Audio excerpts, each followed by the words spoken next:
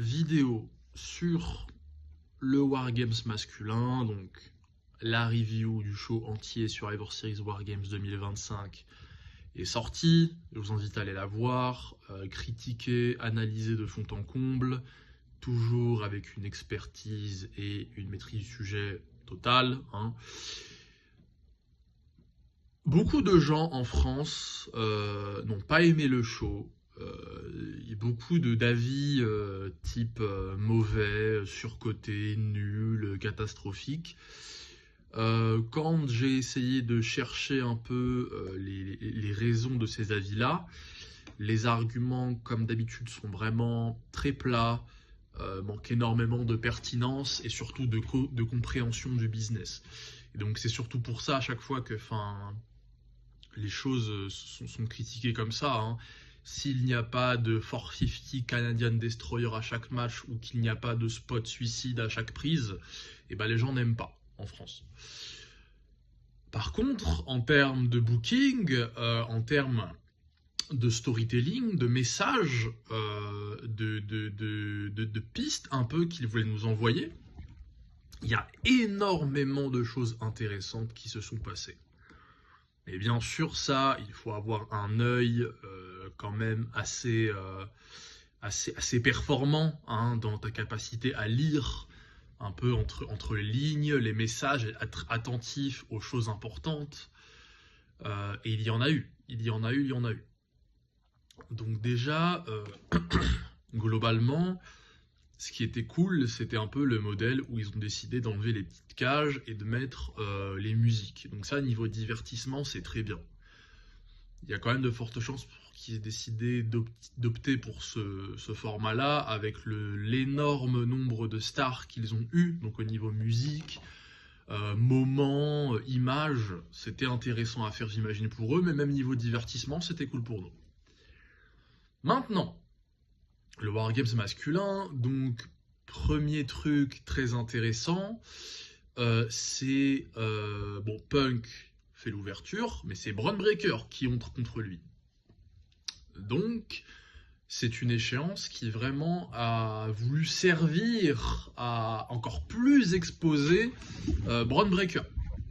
Donc on voit tout de suite que Bron Breakker, dans le booking, il est montré comme un performeur tout aussi, si ce n'est quasiment plus fort que Punk, alors que c'est un rookie, donc il y a cette volonté-là de nous montrer que Breakker, ça va pas tarder. Et il y a une road qui arrive, donc déjà message numéro 1 très important. Ensuite, il y a McIntyre qui entre. Bon, McIntyre est toujours excellent. L'acting, la vitesse à laquelle il marche en entrant dans le ring, en regardant Punk, tout de suite, on se rappelle de l'historique entre les deux. Bien évidemment, ils prennent l'avantage. Et ensuite, vous avez Cody qui entre. Et là commencent les choses sérieuses. Puisque Cody vient aider Punk, sauf que il y a un moment où Cody met un coup de coude à Punk, alors que Cody savait très bien qu'il n'y avait que deux ennemis dans la cage, qui étaient McIntyre et Bron Breakker, et ils étaient en face de lui, sous ses yeux, et il met ce coup de coude à Punk. Donc bien sûr, avant le Wargames, il y avait tout ce segment en weekly où les mecs se disputaient un peu le lead, le brassard de capitaine, et où Cody semblait vouloir s'affirmer vraiment plus que les autres. Donc là, on est en train de nous montrer un Cody qui n'est pas à l'aise, qui est en train de sortir de qui est en train de péter un câble, qui est en train de craquer, qui stresse. Donc ça, extrêmement intéressant aussi, et ça va se dessiner par la suite.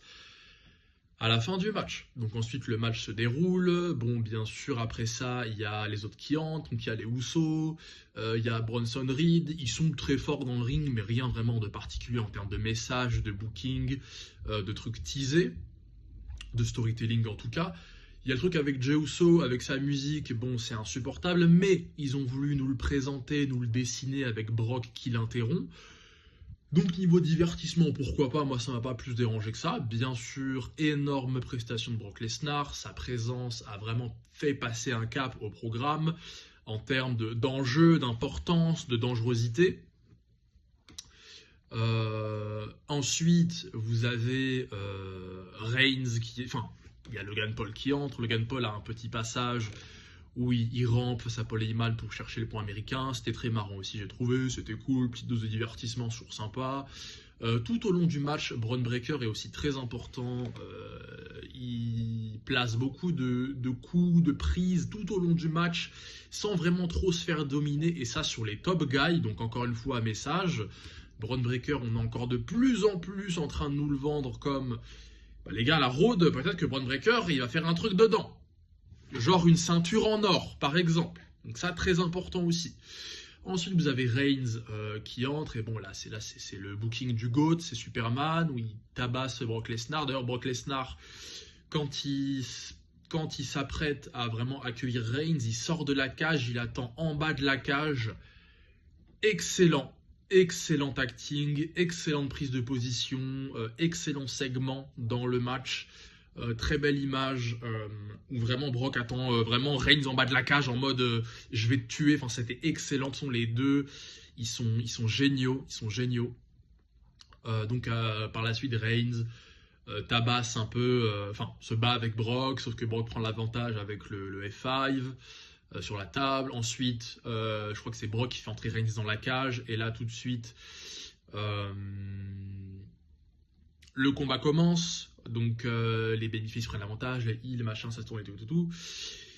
Et Bron Breakker est toujours aussi impressionnant, vraiment place des spears, des prises sur les top guys et tout, bien sûr, même si Reigns domine comme pas possible. Et ensuite arrive la fin du match où il y a cet homme masqué qui arrive. Donc là, on est encore en train de nous présenter, de nous peut-être faire passer un cap à un programme en introduisant un nouveau personnage, un nouveau membre chez les Heels, mais plus particulièrement chez The Vision. Et je pense que, on sait plus ou moins, beaucoup en tout cas on penche beaucoup quand même sur théorie, au vu de la vitesse d'exécution de ces mouvements. Je doute que ce soit Rollins quand même. Et du coup, super kick et stomp sur Punk. Et du coup, Bron Breakker en profite et Bron Breakker pin Punk. Très important encore. Est-ce qu'on se dirigerait du coup sur une Road à Mania où Bron Breakker va chercher la poids lourd contre Punk? Punk qui a pris la ceinture qui appartenait à Rollins. Breakker qui a turn sur Rollins.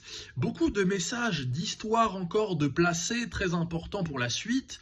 Et surtout de routes de disponibles à emprunter pour booker les Road à Mania. Donc un PLE extrêmement important pour la Road à Mania. Bien sûr, ça implique de connaître, de savoir, de reconnaître, d'analyser, de critiquer, de comprendre. Mais bon, ça, c'est pas tout le monde. Bien sûr, c'est pour ça que je suis là. Voilà. Et fin de match. Et là, aussi un truc extrêmement important où vous avez Reigns qui vient relever Punk. Punk et Reigns ont l'air d'être OK. En tout cas, les deux ont l'air d'être OK. Par contre, encore une fois, Cody qui n'est pas dans son état normal, Cody qui refuse l'aide de Reigns et lui montre vraiment de l'animosité, du mécontentement. Et du coup, Reigns comprend et lui dit je retiens. J'ai compris, ça marche. Par contre, on fait plus jamais équipe ensemble. Et là, il y a un truc où en mode...